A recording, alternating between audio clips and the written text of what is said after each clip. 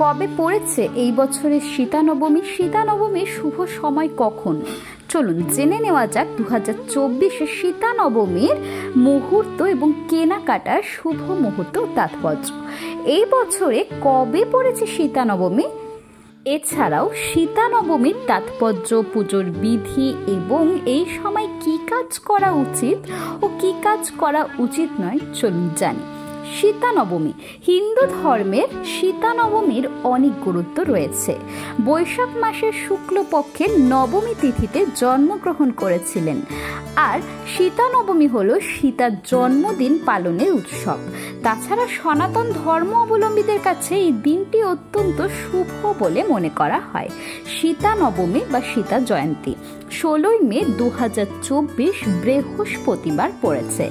নবমীর মুহূর্ত শুরু 16 মে 2024 সকাল 6:20 এবং নবমীর মুহূর্ত শেষ 17 মে 2024 সকাল 8:50।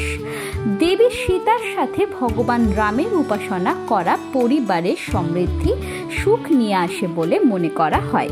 রামনবমী যেমন একটি অত্যন্ত শুভ উৎসব হিসেবে পালিত হয়ে আসছে অনেক দিন আগে থেকে, তেমনি সীতা নবমীকেও অত্যন্ত শুভ বলে মনে করা হয়।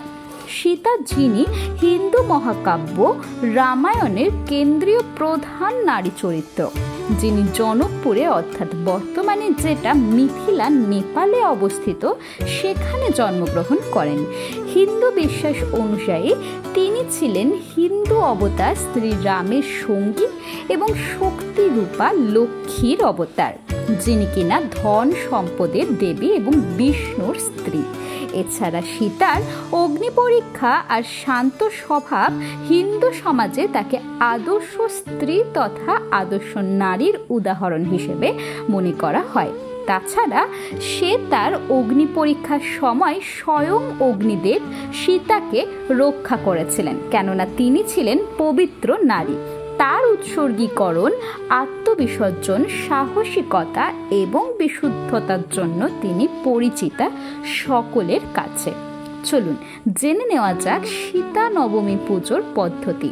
যদিও এই দিনটি সীতা নবমী, যেটা সীতার জন্মদিন উপলক্ষে পালন করা হয়, সেটা কিন্তু সকল গৃহস্থ বাড়ির জন্যই খুবই মঙ্গলদায়ক।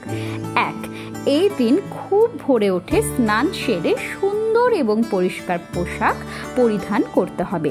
2, যদি ঘরে মন্দির থাকে সেই মন্দির ভালোভাবে পরিষ্কার করুন এবং সুন্দর করে ফুল দিয়ে সাজান।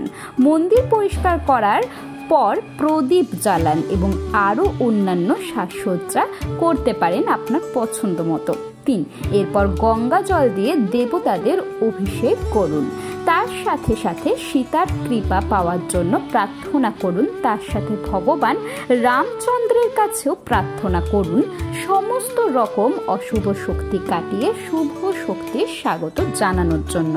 4, এই দিন মা সীতা এবং ভগবান রামচন্দ্রের আরতি করাটা খুবই গুরুত্বপূর্ণ।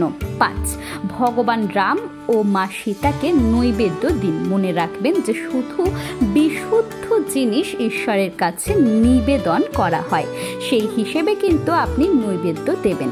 6, এই বিশেষ দিনে আর এই পবিত্র দিনে হনুমানের পুজো করাও কিন্তু খুব শুভ বলে মনে করা হয়, কেননা রামচন্দ্র এবং সীতার সঙ্গে হনুমানের সম্পর্ক খুবই মধুর। আর ভগবান হনুমান ছাড়া রামচন্দ্র এবং সীতার কথা তো ভাবাই যায় না। সীতা নবমী, জানকী নবমী বা সীতা জয়ন্তী হলো দেবী সীতার জন্মবার্ষিকী উদযাপন। সীতা ছিলেন মিথিলার রাজা জনকের দত্তক কন্যা এবং ভগবান রামের ঐশ্বরিক স্ত্রী।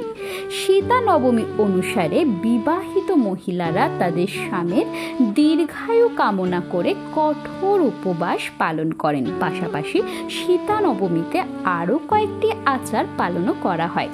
এই দিনে দম্পতিরা দাম্পত্য জীবনের শান্তি সুখ আনতে রাম সীতার পুজো করে বলে মনে করা হয়। সীতা নবমীর উদযাপনে চরম উৎসাহের সাক্ষী হতে আপনাকে অবশ্যই অযোধ্যা যেতে হবে, যেখানে এটি উদযাপনা উৎসাহের সাথে পালন করা হয়। ভালো থাকুন।